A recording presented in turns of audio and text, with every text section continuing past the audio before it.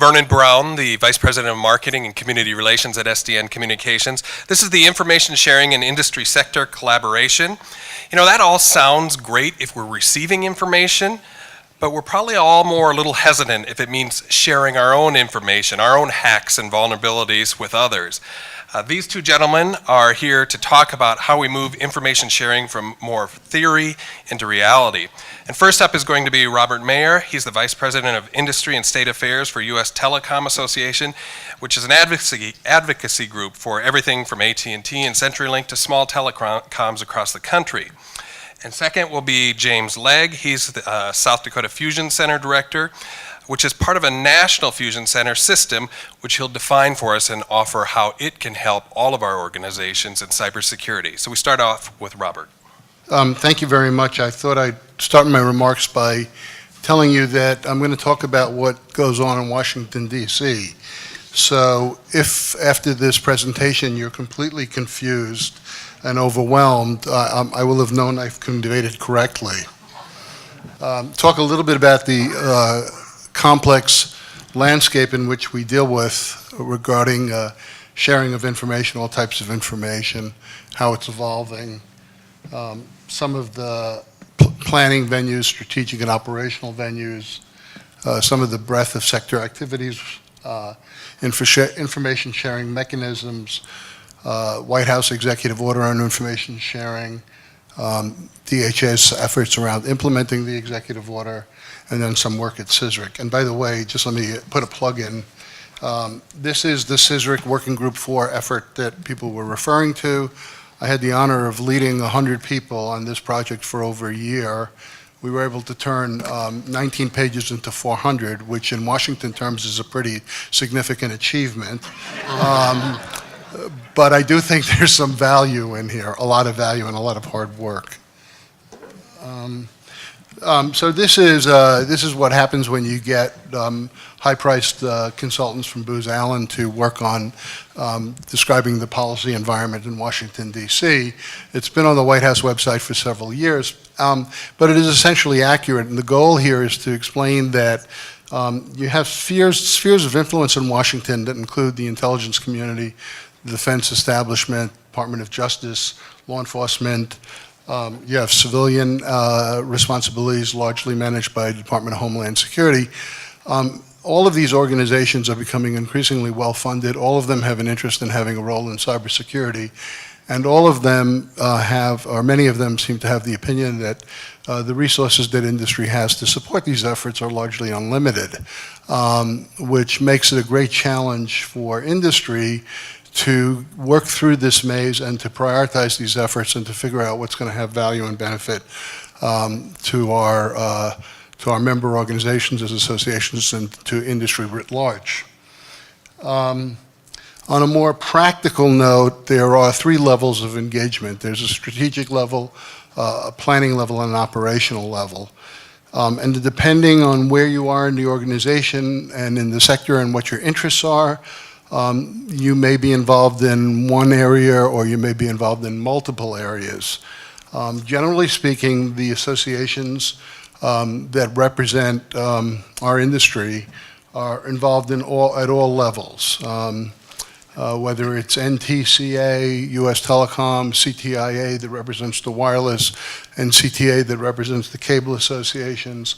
As a sector, the communications sector is really very plugged into these venues. So at the strategic level, we work closely with the White House and mostly through the Executive Office of the President and the National Security Staff, as much as possible trying to understand when they're developing executive orders and trying to influence in ways that are not harmful to our sector. They're currently working on a major incident response executive order or presidential directive, which will create some of the rules of the road for intergovernmental coordination around the major incident response, which is something that's going to be very helpful and needed. There is a CNAP commission, which is a Cybersecurity National Action Plan.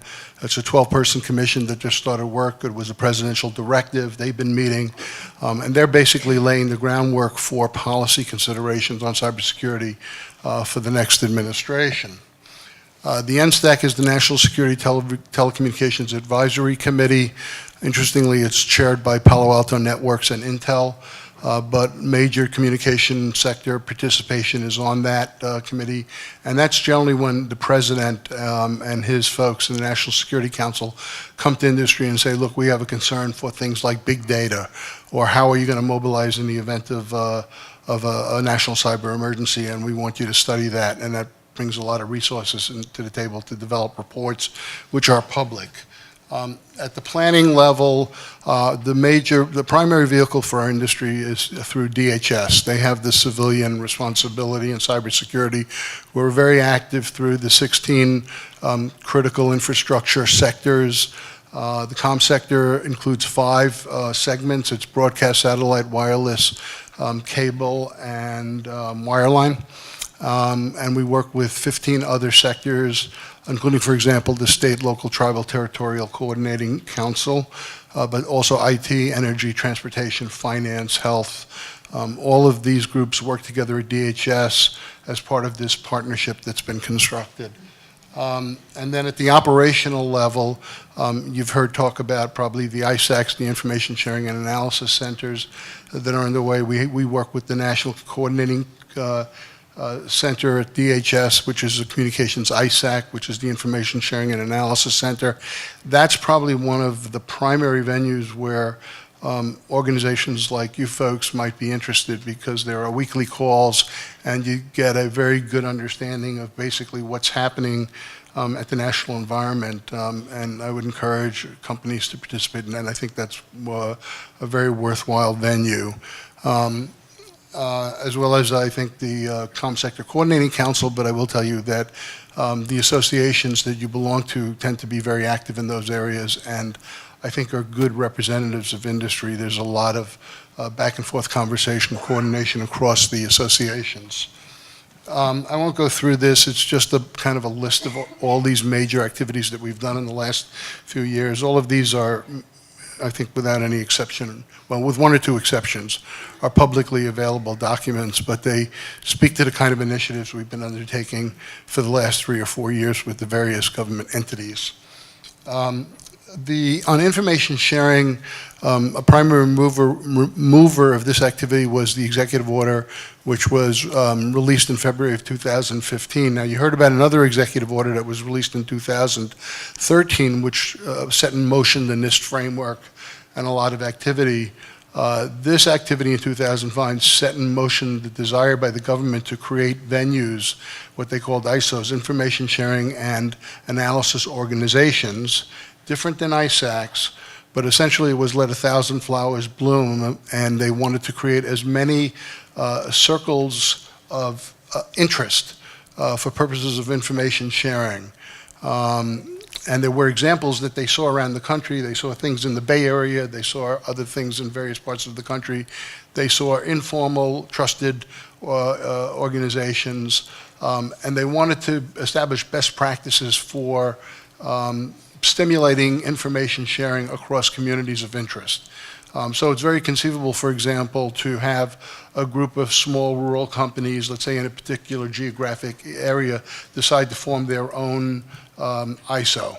And what they will develop over the course of some time, and it's in the next slide, DHS, will be the standards and best practices that will define how those organizations and entities will work. One of the key objectives there is to get to automated information sharing, because the operational burdens of maintaining an increasingly expansive information sharing infrastructure is going to overwhelm a lot of companies. So in a sense, even though they're creating more venues, the goal is to streamline the process, and it's really important that industry has a lot of input in terms of how that's structured and created. So we're spending quite a bit of effort on that.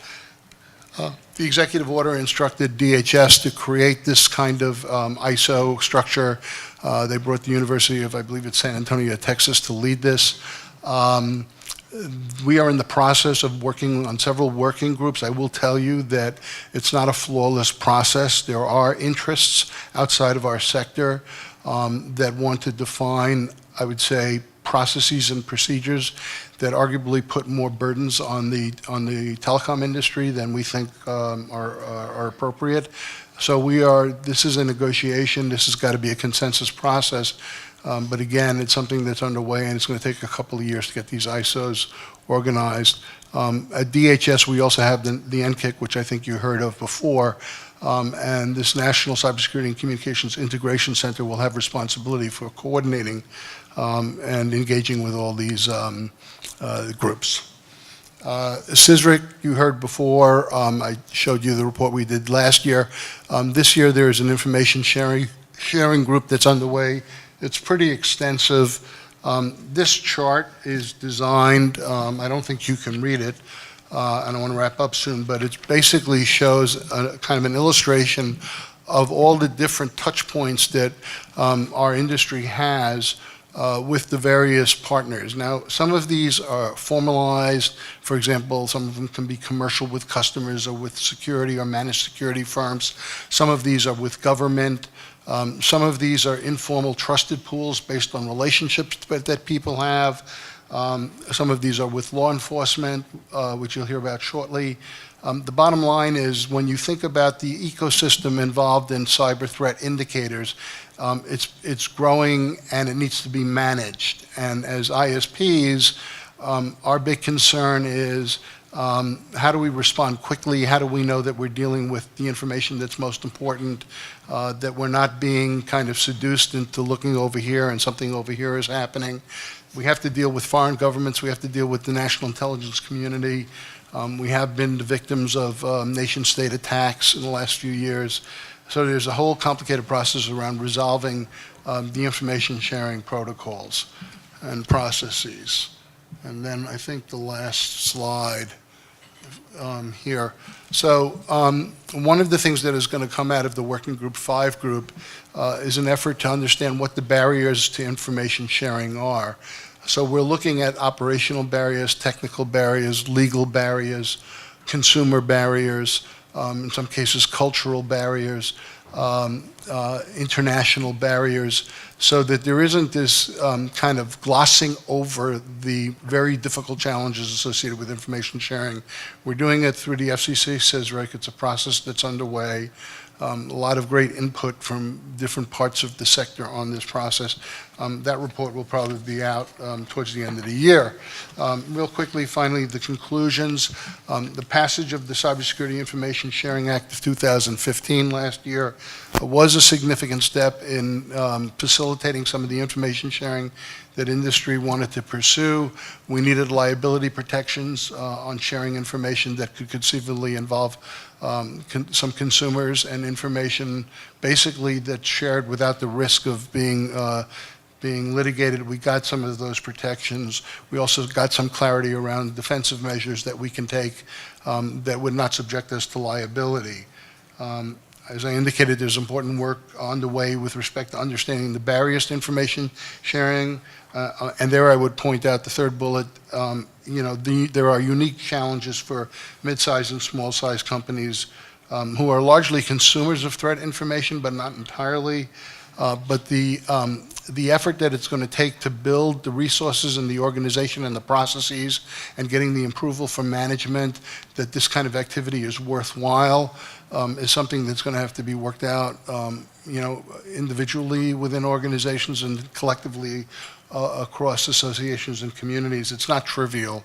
It will probably require diverting resources and putting resources into efforts to automate information sharing. And then I would say that success in this area will largely depend on the ability of the federal government to rationalize their roles and responsibilities and harmonize their activities, because we're currently overwhelmed with activities that coming out of the White House, out of DHS, out of the FCC, out of the Commerce Department, NTT and NIST, out of the Department of State, out of the Department of Defense, out of the Department of Justice, out of the Department of Treasury, and at a certain point the system is no longer efficient.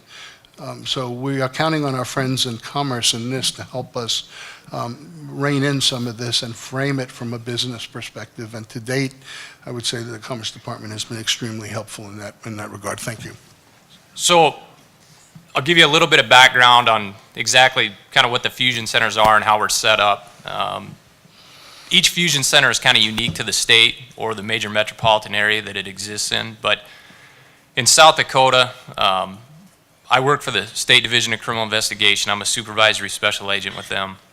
But our fusion center is jointly managed by both our Department of Public Safety and our DCI. The DCI falls underneath the Attorney General's office. So that's kind of a unique structure to us. What the fusion centers were created to do, after 9/11, the 9/11 Commission met and formed a variety of recommendations. For anybody that's read the 9/11 Commission report, it's a fairly interesting report. But one of the things that they emphasized was they talk about connecting the dots. And really what that means is information sharing. And why wasn't information shared amongst critical operators who could have either prevented or maybe more efficiently investigated after the fact if critical information would have been shared from the right people with the right people. So that was one of their recommendations, to say, look, because we have a very decentralized intelligence information collection process in the United States. We're not Europe. We don't have nationalized domestic intelligence operations agencies. They needed to find a way to leverage all the different information sharing sectors and to try to find a way to efficiently share information and intelligence. And so what they did is they created the fusion centers. And there's a lot of really complicated explanations I could give about the intelligence cycle and what the fusion centers do, but basically any types of information or intelligence analysis really falls into three different types of categories. You've got information collection, you've got information analysis, and then you've got information dissemination. And you can really, it doesn't matter whether you're talking about technical information in a server and log traffic, or whether you're talking about criminal information that has to do with human trafficking. That process always kind of works the same. And so what we do from the fusion center standpoint is we have to make sure that we're accountable in each of those three areas, because if one of those areas fails, then the entire structure kind of falls apart. When I was a special agent in Huron for about 5 years, working a variety of different types of cases, and then in 2006 I got assigned to the Joint Terrorism Task Force here in Sioux Falls. And one of the things that kind of struck me immediately was the investigations that I was working on the JTTF were no different than the investigations that I was working when I was in Huron, from a procedural and kind of a how-to standpoint. They all work the same. They were maybe a little different scale, but the things I was doing were really pretty much the same things. And criminal intelligence and information sharing really is the same thing. I spent 2 years as an intelligence analyst with the DCI, and from a criminal intelligence standpoint, all information sharing at its most basic level, the example I always use is, if you're a sheriff in Spink County and you have somebody that's committing wintertime burglaries, in residences that belong to snowbirds, and you have the same type of burglaries that are occurring in Falk County, that information needs to be shared, because in all likelihood you're dealing with the same person. And if you're not dealing with the same person, just the knowledge of those methods of operation can benefit you as you try to make your county more secure, as you try to solve those crimes, as you try to get things done.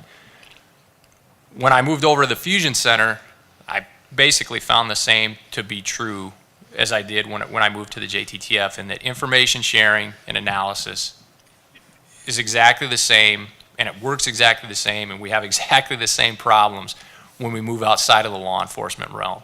And I think Vernon, kind of referenced it. People are very, very territorial when it comes to their information. And there's a lot of different reasons for that, and one of the things that we try to do is, again, things that I learned as a criminal investigator, to try to empathize with you, to try to understand why it is that people have maybe a problem or some of those trust issues with sharing their information. And those are usually pretty valid reasons when you get right down to it. So that's one of the things that we try to address. From my first day, when I got to the Fusion Center, basically two things, hit me pretty quickly. Number one, what is it we're trying to accomplish here? Number two, what is it we're seeing a lot of?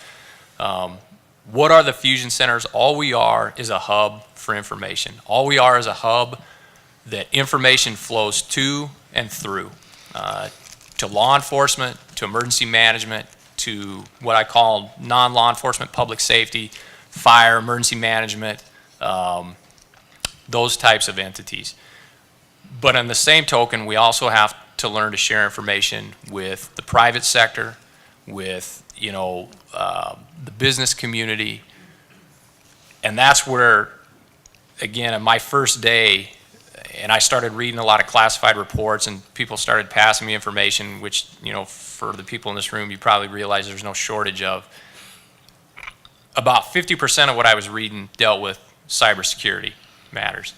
And sometimes it dealt with, things that were done to try to monetize, criminal endeavors, just theft. And other times it was foreign counterintelligence, breaching of network where maybe information was the goal. And we were seeing a lot of that, and I was seeing it from every sector.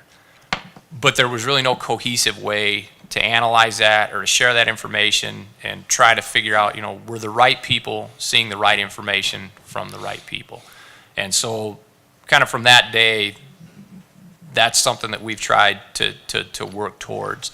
And I can tell you that from my standpoint, the biggest problem we have in the Fusion Center, where our job is to essentially analyze that information. We're there to try to provide a local overlay to the threat information and the information that we receive.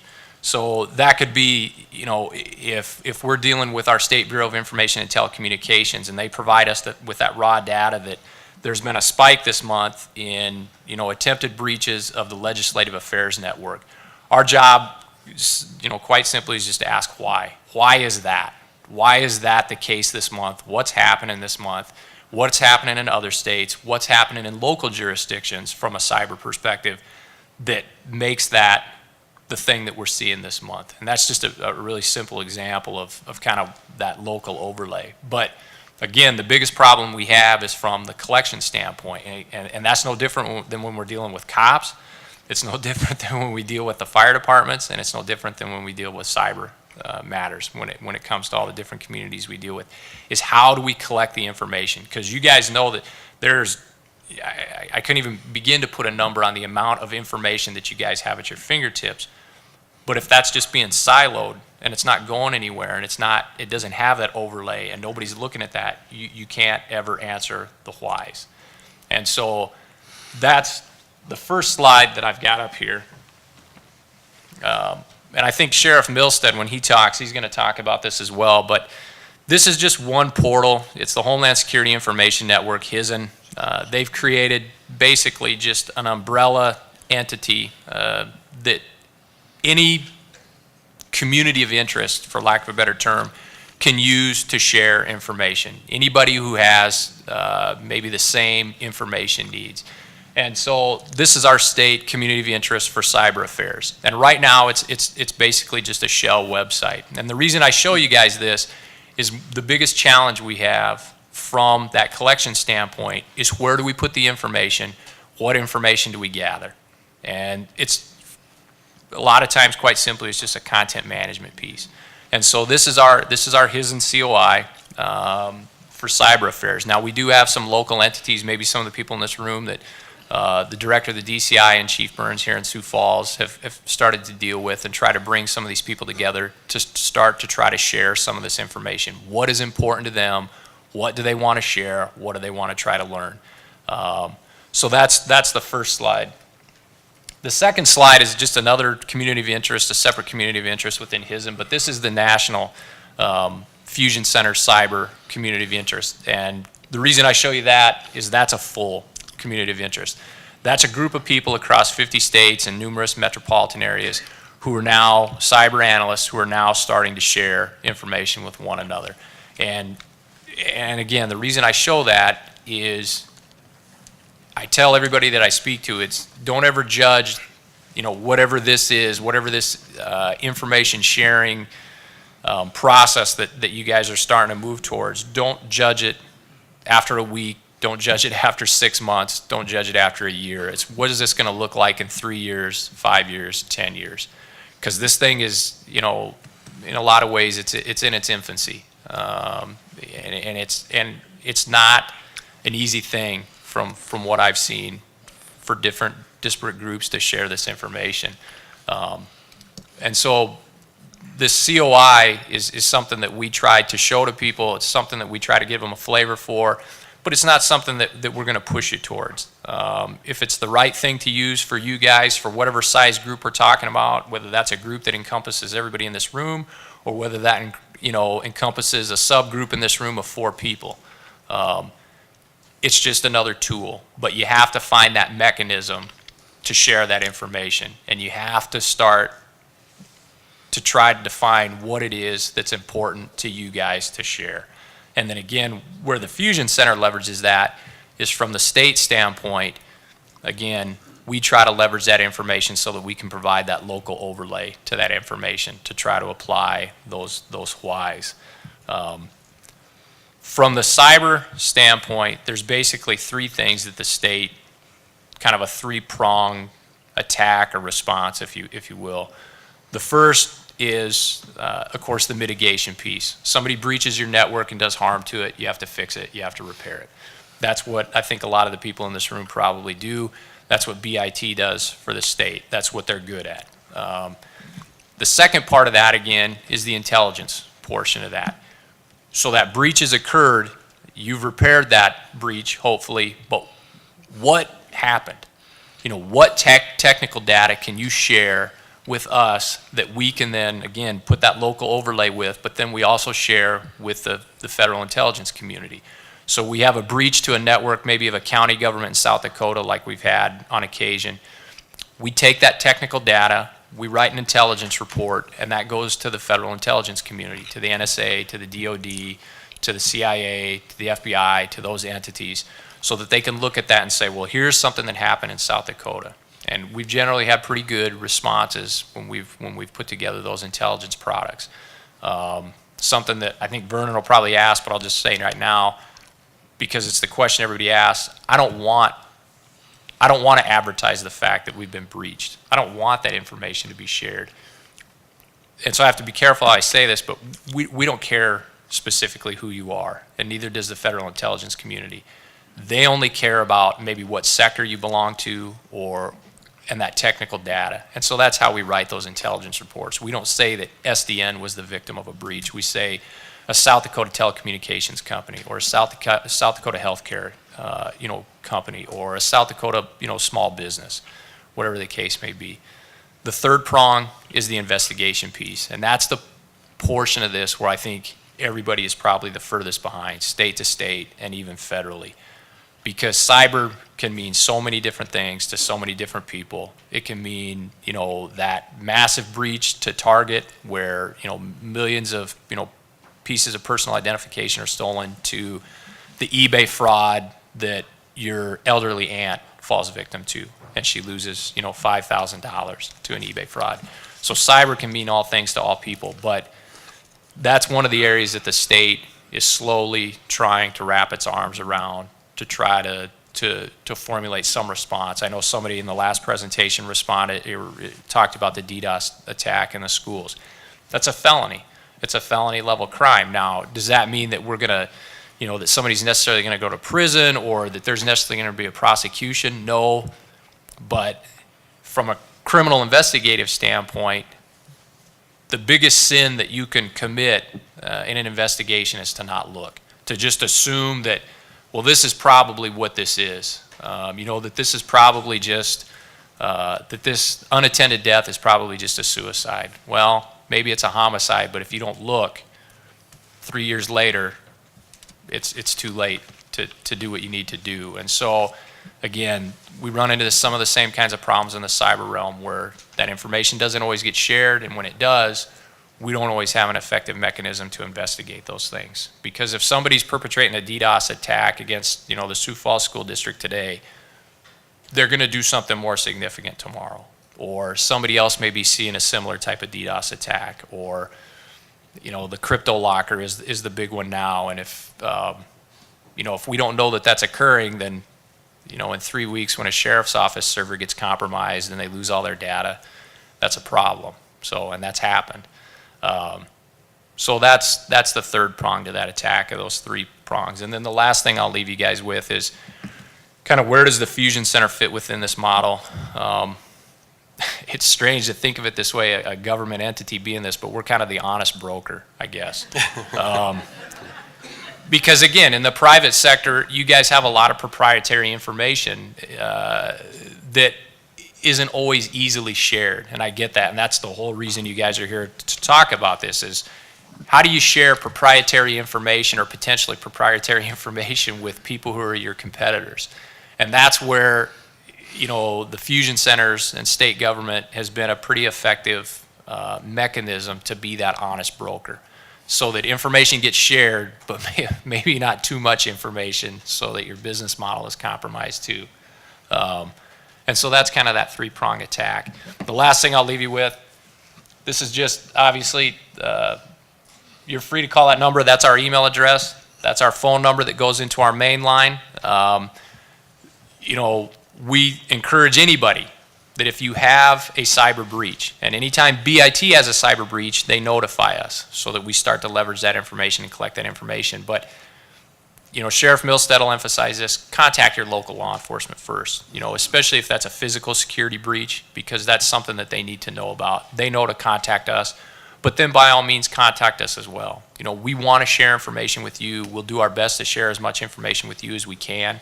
We're probably not going to be able to help repair your network, but we want to start to build those information bridges with people.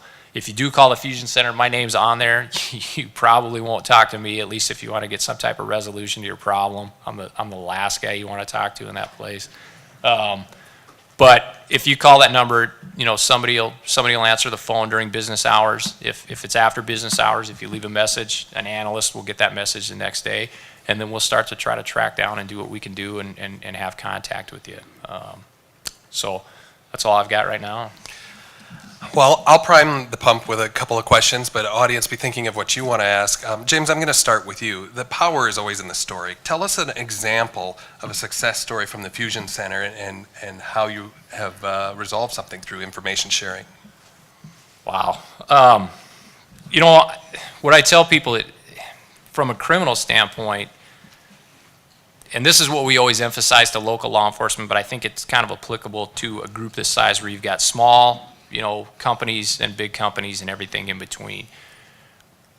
When the Winter Police Department calls us because they've had 2 semi-sized tankers drive up to a fuel pump and steal, 1,000+ gallons of gas, that's not going to make the news. That's not going to be something that, shakes the foundations, of the state of South Dakota.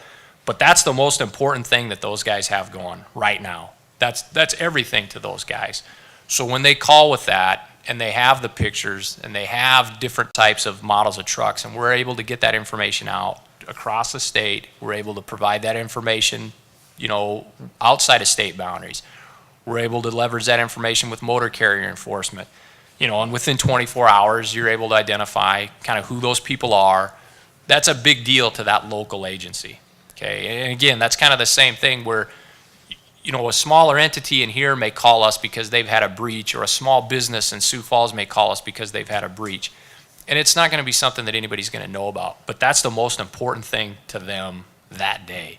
And so, we've had a lot of other, we had, last week was kind of a busy week. If you saw the news with high-speed chases across state lines and murders in Sioux Falls, behind the scenes, we were fairly heavily involved in that, because again, that's all that is information sharing. Who are these people from a tactical standpoint? Who is this bad guy? Who are these accomplices?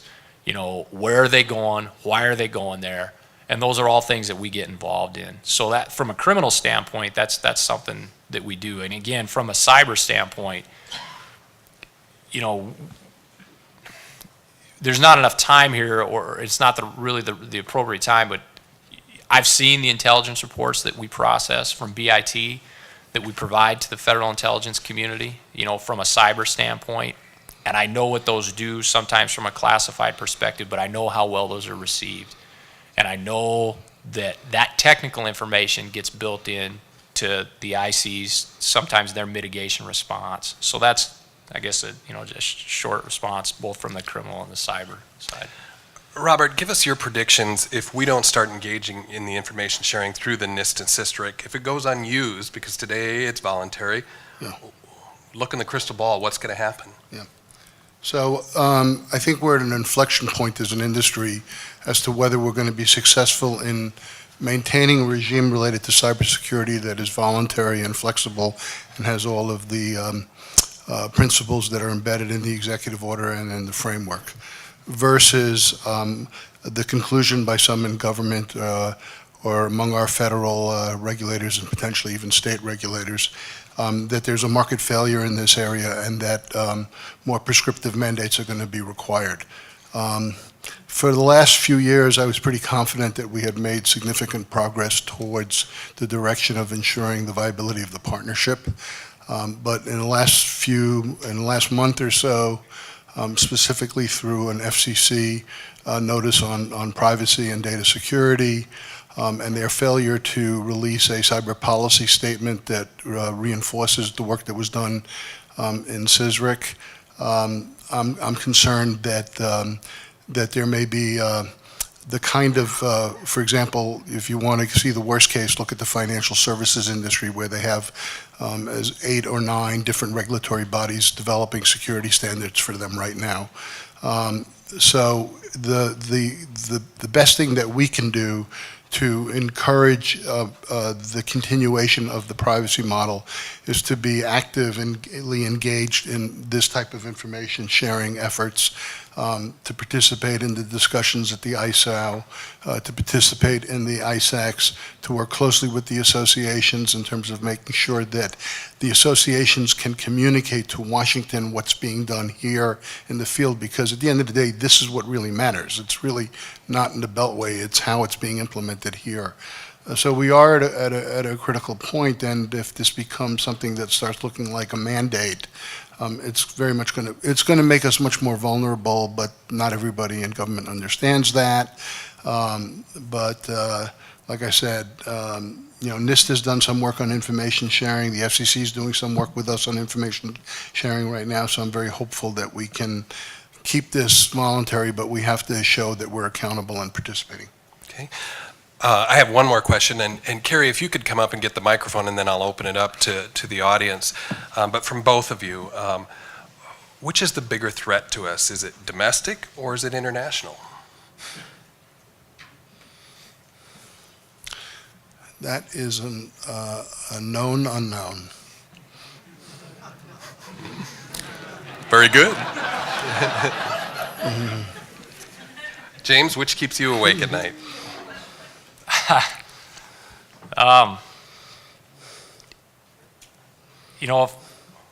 Again, from a counterintelligence standpoint, obviously that's going to be international. And I think that's an easy one sometime, an easy one to maybe gloss over because, recently, again, God bless them, even the federal government can't keep our identities, secret in the secret database that they use for our security clearances. So I've got identity theft protection now for, I don't know, however long. But honestly, in that, I'm not super concerned about the identity theft part of that because I don't feel like that breach was for the monetization of my identity. So does that mean it's not a big deal? No, it's a huge deal. But it's the kind of thing that, it's a ripple effect that you don't really know what the intended outcome is going to be. And you might not know what the intended outcome is going to be for 5, 10, 25 to 50 years. And you really don't know how.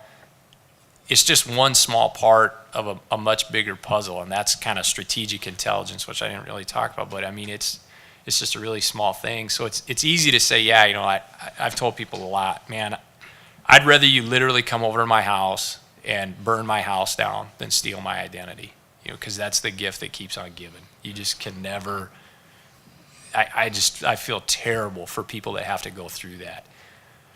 And so it's easy to say, well, it's you know, it's the domestic side of it because of things like that. But again, you know, from the international side, it's just a much, much bigger picture, and it's easy to kind of lose that sometimes. So it's not a, maybe not a definitive answer, but it's the best one I can give you. Questions from the audience? I apologize. I kind of have two questions, one for James and Robert, but they're both kind of related. Frankly, I think it's encouraging to hear some law enforcement discussion. As a carrier, it always makes me nervous to hear about responsibility passed down to us. I'm from Wyoming, and we even had some state legislation that was being proposed that would hold carriers to some degree of responsibility for information that traveled over our networks, sort of in an aid and abetting type of context, which was, of course, very frightening. And so it makes me wonder, so James, I guess for you, how do you see the future of law enforcement? And it kind of goes back to the question that was just asked. You know, I could have somebody who's in my neighboring town who will reroute an attack that bounces through Chicago and then on to the Ukraine and into Asia and then come back. And so I'm curious, what's the future of the role of local law enforcement pertaining as in relation to federal law enforcement? How do those swim lanes look for you kind of down into the next 5-10 years? And then I guess, Robert, on your side, you kind of mentioned a little bit with this legislation, but I wonder if you could also speak, you and I have had this conversation before about the arm wrestle that seems to be going on between the FCC and, say, DHS regarding who really has responsibility for really pursuing this. I understand the FCC's concern that they're trying to keep consumers protected due to inappropriate actions from carriers. And yet at the same time, I use the common sense analogy, it would be ludicrous to penalize and legislate Best Buy for having somebody break into their store and steal a television. And yet that's the kind of environment that we look at for communications providers with some of the threats that are there. And I know, you know, you mentioned some of the liability restrictions, but it's interesting to me as I heard what James said, we don't even care who it is that's supplying the information just because it helps us from a law enforcement perspective, and yet the FCC is saying we want to know exactly who it is and publicly disgrace them as a way of motivating them to keeping that information secure. So apologize for the long lead in there, but maybe you could each comment to that.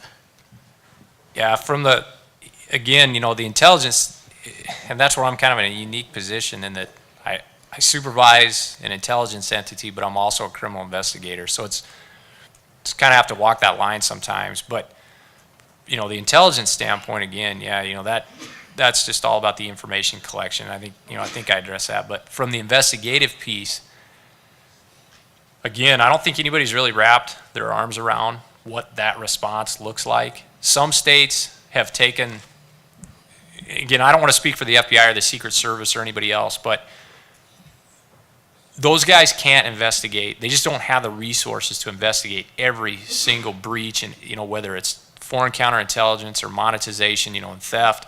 They just don't have the resources to get into that. So some of this burden is going to have to start falling. It already has fallen to local and state law enforcement. Now,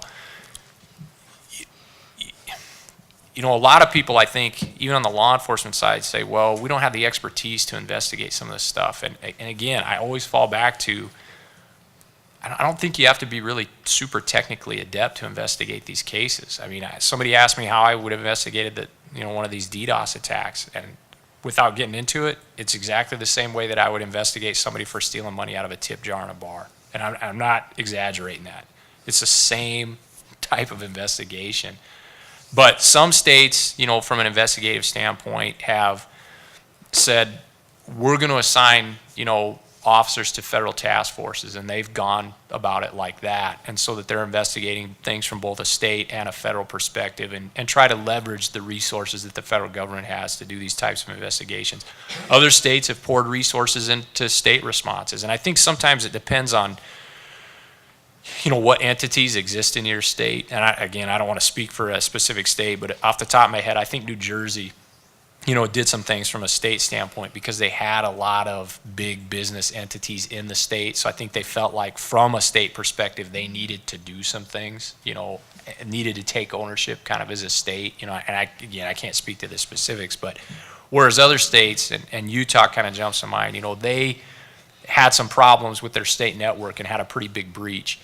But the response that they kind of looked at was they said, no, we're going to try to leverage our partnership with the federal government. So again, you're seeing, different approaches to try to get to the same spot, if that answers your question. And right now, it's tough to say, and I don't know that there ever really will be just a single kind of methodology for that. And we're still kind of trying to make our way through that here in South Dakota. So, Robert? Yeah, so let me expand on my brief answer last time because it's related to your question about known unknowns.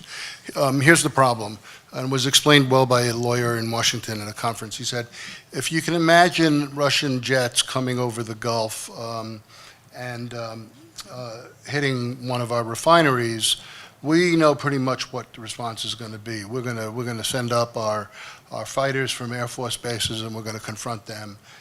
Because everybody understands that that's the role of the government in terms of protecting American industry and infrastructure and territory.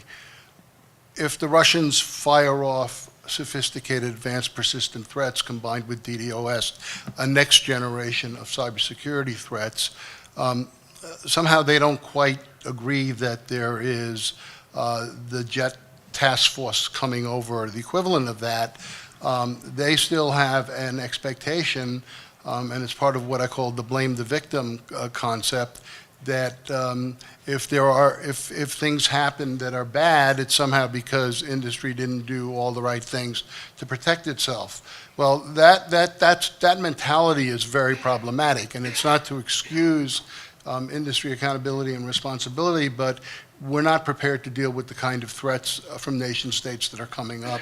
And there needs to be a lot of coordination and collaboration with government to agree on that, and how do you fund the ability to respond and mitigate and all of that. To your point more directly, there is tension among government agencies, and especially when you're talking about independent regulatory agencies who pride themselves on saying to the president or the cabinet agencies, we're independent, you can't really tell us what to do, we have a regulatory responsibility, it's in the Communications Act, it's in the Presidential Policy Directive, yada, yada, yada, yada, and we're going to do what we want to do.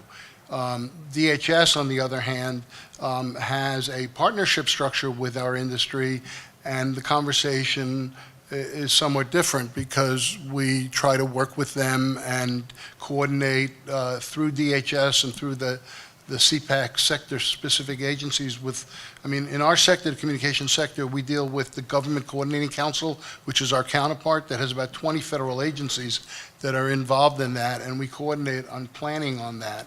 The FCC, however, can use things like CISRIC for best practices and voluntary, but they've also recently put together some very harsh enforcement actions on companies. They've got something planned on CPNI and data security controls that could be extraordinarily burdensome for companies if it gets implemented in the way it's described in the NPRM in part. And we're going to be stuck with that unless we can somehow convince enough people and the FCC that cybersecurity doesn't lend itself to the kind of prescriptive mandates that other, legacy threats, could be handled. I was listening, and just maybe to build a little bit on your air attack scenario on our refineries. If our security had caught it soon enough, they wouldn't have made it to the refinery, and we would have prevented the attack. The same thing seems to me with cybersecurity. If we detect and prevent, do we report?